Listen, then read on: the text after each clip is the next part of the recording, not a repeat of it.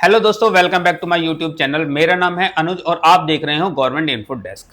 जैसे कि मैं आपको पहले भी वेब सिटी के ऊपर कई सारी वीडियो बना चुका हूं, आप मेरे यूट्यूब चैनल पर जाकर देख सकते हैं। काफ़ी सारी डिटेल्स में दे चुका हूं, लेकिन उसके बावजूद भी बहुत सारी कमेंट्स आ रही हैं। लोग बाग इनकम सर्टिफिकेट को लेकर बहुत ज़्यादा कन्फ्यूज्ड हैं।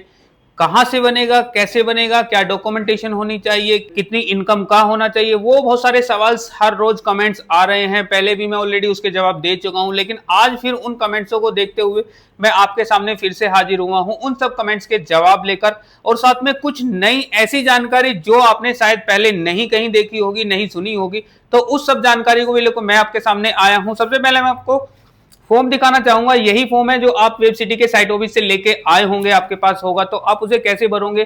तो उसके लिए मैं कुछ बेसिक्स चीजें बताता हूं। सबसे पहले मैं सारी चीजें इस वीडियो में कवर करने वाला हूं इनकम सर्टिफिकेट को लेकर।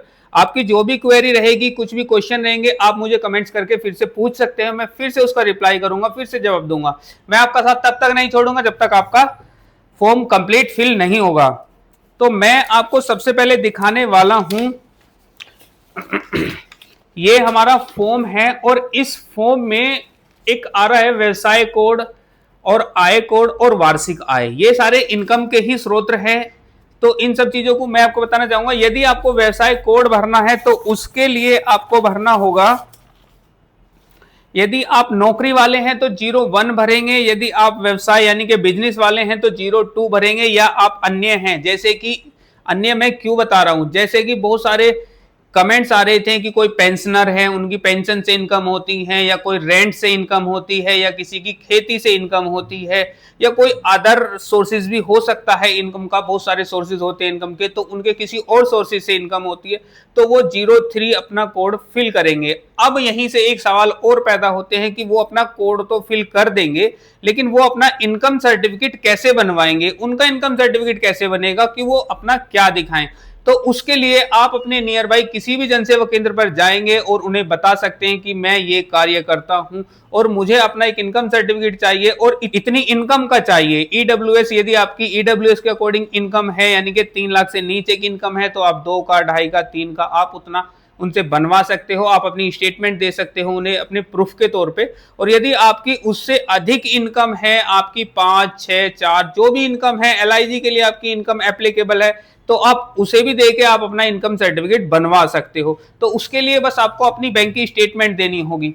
बहुत सारे व्यूअर्स का कमेंट्स आ रहा था कि वो प्राइवेट जॉब करते हैं और वहां पे उन्हें सैलरी स्लिप नहीं मिलती है।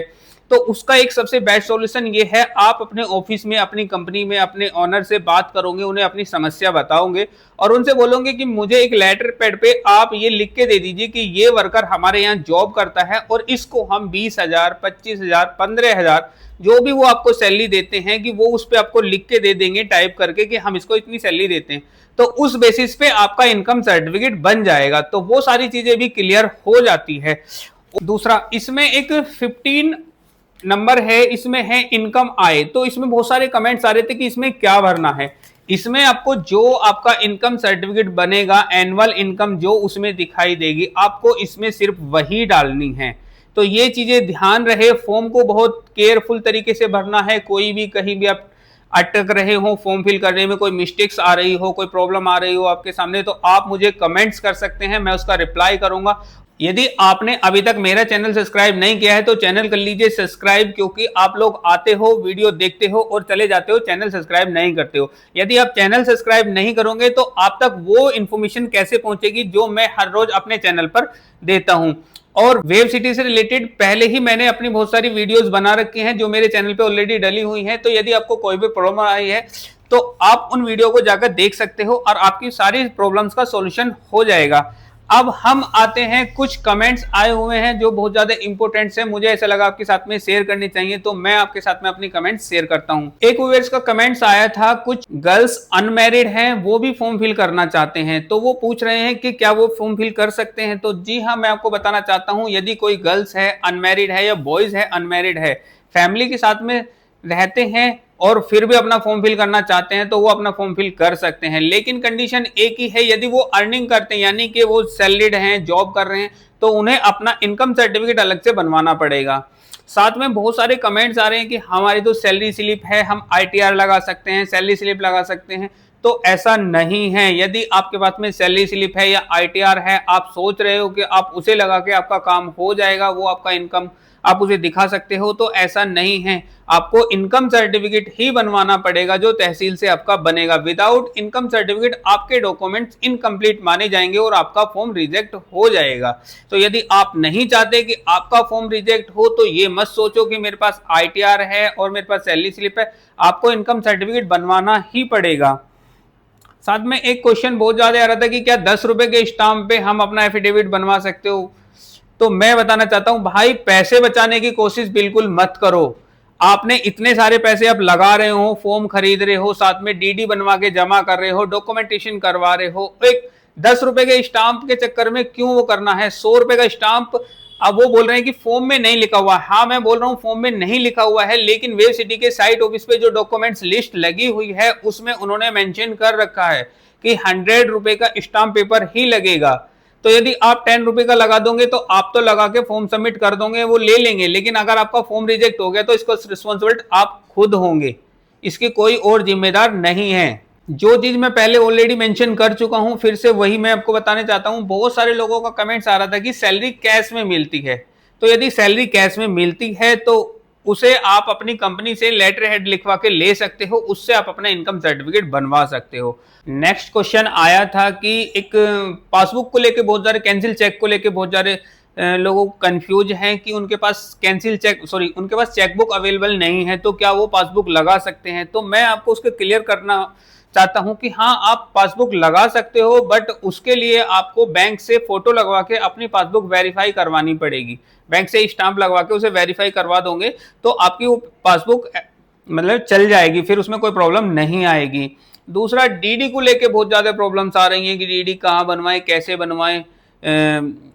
कुछ बैंकों में प्रॉब्लम्स आ रही है, जैसे SBI बैंक में बोल रहे थे कि उसमें नंबर्स, वर्ड्स की कुछ मिस्टेक्स आ रही है, मतलब कंप्लीट नहीं हो पा रहे हैं।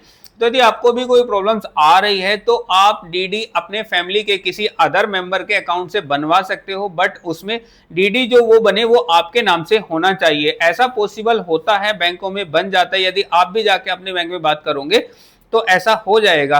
कई बार कैश पेमेंट कर भी आपको DD बन जाता है। तो यदि आपको भी DD को लेकर कोई प्रॉब्लम आ रही है तो आप किसी भी बैंक में, मोस्टली कैनरा बैंक में बन रहे हैं, एक्सिस में बन रहे हैं, कोटक में बन रहे हैं, HDFC बैंक में बन रहे हैं, सारे बैंकों में DD बन रहे हैं। आप वहां पे जाके एक बार ट्राई कीजिए, मैनेजर से जाके बात कीजिए, तो आपका DD बन जाएगा। एक क्वेश्चन आया था कि कोई ट्यूशन टीचर हैं, जो टीचर होते हैं उनकी इनकम सैलरी स्लिप नहीं होती है, वो ट्यूशन टीचर हैं, वो अपनी इनकम कैसे जस्टिफाई करे। तो वो अपनी स्टेटमेंट, बैंक स्टेटमेंट दिखा के भी कर सकते हैं, या फिर डायरेक्ट जन सेवा केंद्र पे जाके बोल सकते हैं कि वो ट्यूशन टीचर है, तो उनकी बैंक की स्टेटमेंट लग के भी उनकी इनकम सर्टिफिकेट बन जाएगी। एक क्वेश्चन बहुत ज्यादा आ रहा है कि हम अपनी वाइफ के नाम फॉर्म फिल करना चाहते हैं, तो क्या अपना DD, अपनी चेकबुक लगा सकते हैं।